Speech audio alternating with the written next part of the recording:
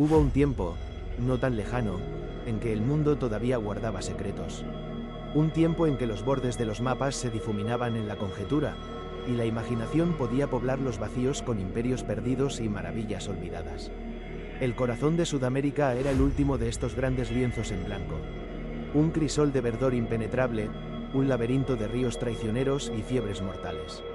Para la mayoría, era un infierno en la tierra, pero para un hombre, era la promesa de una verdad definitiva, la ubicación del mayor misterio arqueológico del continente.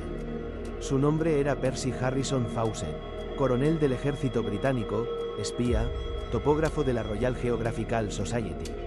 Un hombre forjado en la rigidez de la era victoriana, dotado de una resistencia física casi sobrehumana y una voluntad inflexible. No era un simple aventurero, era un arquetipo, el último de los grandes exploradores clásicos. Entre 1906 y 1924, Fawcett dirigió 7 expediciones a la Amazonía. Cartografió frontera que naciones enteras daban por perdidas, sobrevivió a emboscadas, a la inanición, a enfermedades que habrían quebrado a hombres más débiles. El mundo lo aclamaba como un héroe, pero sus mapas, aunque precisos, eran secundarios a su verdadera obsesión. Una obsesión que nació en el Archivo Nacional de Río de Janeiro. Allí, Fawcett descubrió un documento del siglo XVIII, conocido como el Manuscrito 512. Un texto fragmentado, escrito por un explorador portugués, que describía con asombroso detalle el hallazgo de una vasta ciudad en ruinas en lo profundo de la selva. No era una aldea primitiva. El manuscrito hablaba de una civilización compleja, de piedra labrada y una arquitectura sofisticada, completamente ajena a lo que el dogma arqueológico de la época consideraba posible en la Amazonía. Fawcett la bautizó con un nombre que se convertiría en leyenda. La ciudad perdida de Zeta para la comunidad científica, Zeta era una quimera. Un delirio nacido del calor y el aislamiento. Sostenían que el suelo ácido y pobre de la Amazonía nunca podría haber sustentado una población lo suficientemente grande como para construir una ciudad. Pero Fawcett, influenciado tanto por la evidencia como por un cierto misticismo, estaba convencido de su existencia. En 1925, sintiendo que el tiempo se agotaba, Fawcett montó su expedición definitiva. Sería una incursión pequeña, rápida y autosuficiente, diseñada para moverse sin ser detectada. El objetivo, encontrar Zeta o perecer en el intento. Lo acompañaban su hijo, Jack Fawcett, fuerte y leal, y el amigo de Jack, Raleigh Rimmel. Eran jóvenes, inexpertos, pero su presencia, creía Fawcett, era esencial. Confiaba más en los lazos de sangre y amistad que en la experiencia de mercenarios o guías locales. El secretismo era absoluto. Partieron de Cuiabá, el último puesto de avanzada de la civilización. A medida que se adentraban en la selva, las comunicaciones con el mundo exterior se volvieron esporádicas.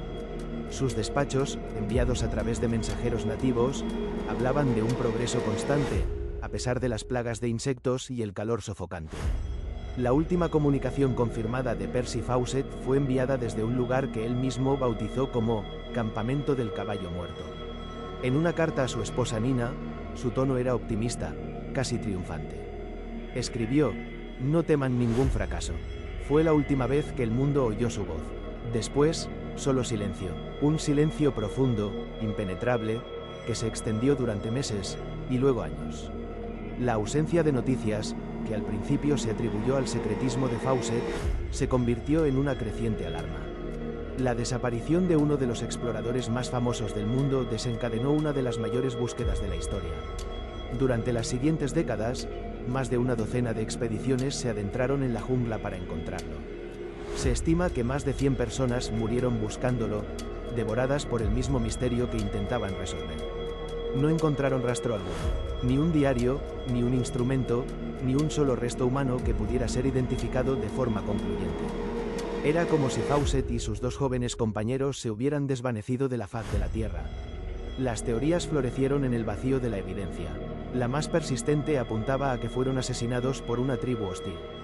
En 1951, el explorador Orlando Villas Boas obtuvo una supuesta confesión de los indios Calapalo, quienes afirmaron haber matado al grupo por ofender a la tribu.